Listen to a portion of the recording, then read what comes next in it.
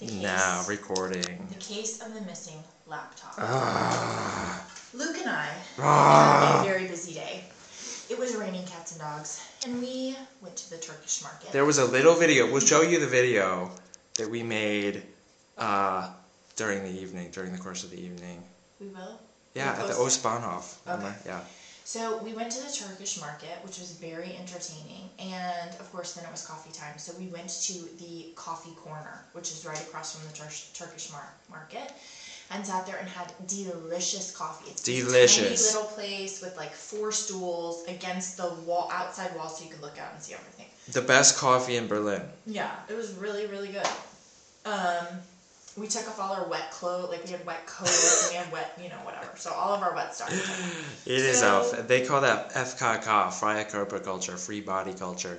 Yeah, we took off all our wet clothes in the coffee shop. I don't know what I was talking about. Anywho, so then we get all our stuff back together. We leave the coffee corner. We see some swans. We take some pictures of some swans. We were going to the East Side Gallery, so we have to go up and get on the S-Bahn, I guess.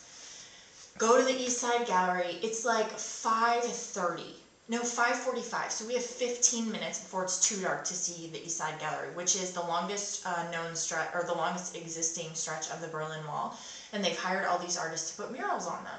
So we started and we walk. It's like a mile maybe. It's between 2 train stops, so it's quite a ways. So we walk all the way, and notice, like, to get here, we've had to make like 5 switches. We've gotten on one train, gotten off, gotten on another, gotten on off another, got over here, walked over here. I mean, it's a really long, convoluted process.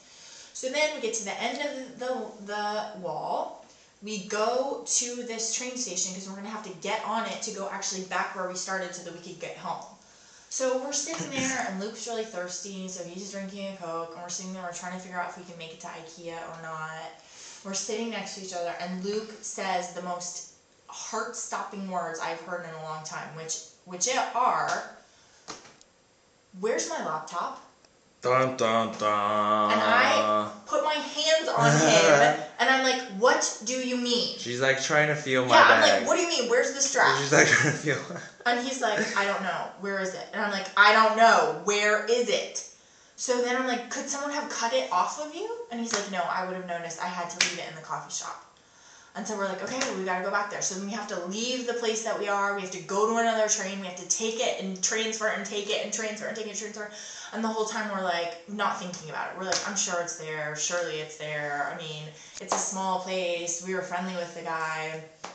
This is, mind you, approximately 24 hours after Luke says to me, holding up his laptop, "This is the most valuable thing I own. I use it to keep in touch with my family, write my dissertation on, listen to music, watch movies, keep in contact with the rest of the world. I don't know what I would do if I lost this." I think I literally said, "This is my life right here." 24 hours later, we don't know where it is. So we get into this kind of Turkish area. We get off the train. We start walking. And what we're thinking is we will walk in the coffee corner and the guy will see us and his face will light up and he will say, "Oh, good, you're back. Here's your laptop." So that's what we're hoping for. So we go and we open the door and he's with customers. So we wait a second and then the people leave and then he looks at us and he says, "Oh." So he starts to say like, "Oh, can I help you?" And then he's like, Yeah. "Oh, I recognize you. You were here earlier." I guess, and kind of smiles at us. And then that's like, it. "Yeah," and then there's silence.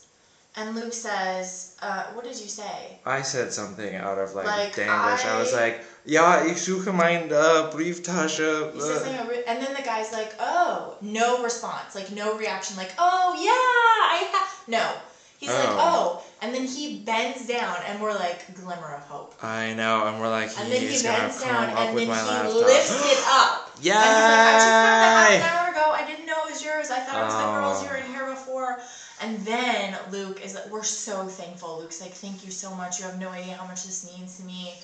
And then Luke says, "Can I buy some coffee? Your coffee was delicious. Can I buy some coffee?" And so we buy some coffee from the man. Do we have that? Oh. No, it's packed. It's packed, but Anyway, so then when we get out, we spend probably 7 minutes standing on the street corner like, oh my gosh, that was almost a complete nightmare. What would we have done? We'll show you pictures of that too. Yes. Luke being relieved.